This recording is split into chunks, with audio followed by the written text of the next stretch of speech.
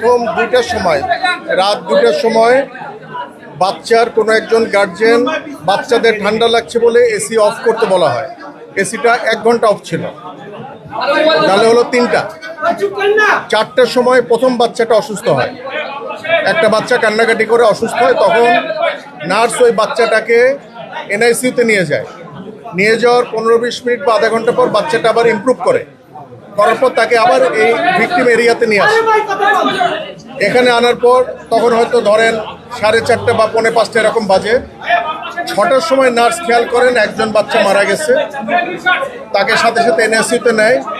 Subsequently বাচ্চাগুলো খারাপ হতে থাকে, পরবর্তীতে সব বাচ্চাগুলোকে এনআইসিউতে নেওয়া হয় এবং দুঃখজনকভাবে এনআইসিউতে তাদের মৃত্যু হয় 6টা বাচ্চা।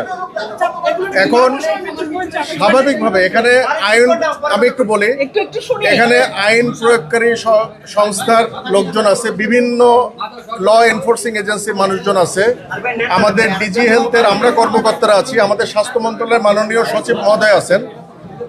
তো তদন্ত যেটা এখনই আমরা তদন্ত করে সব কিছু তো আমরা বলতে পারবো না।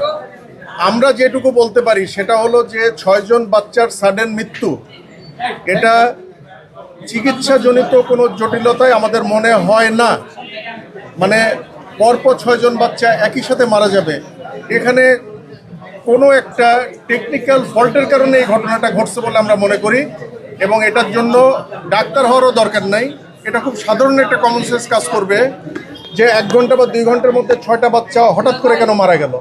সুতরাং এটা তদন্ত করার জন্য, এবং আপনারা শুনে আশ্বস্ত হবেন এখানে অলরেডি সিআইডির টেকনিক্যাল এক্সপার্ট যারা এসি এবং অন্যান্য ইলেকট্রিক ইকুইপমেন্টসের ম্যানেজমেন্ট ব্যাপারে যারা এক্সপার্ট, তারা ওই রুমটা বন্ধ করে তারা কিন্তু তাদের মতো তদন্ত করছেন।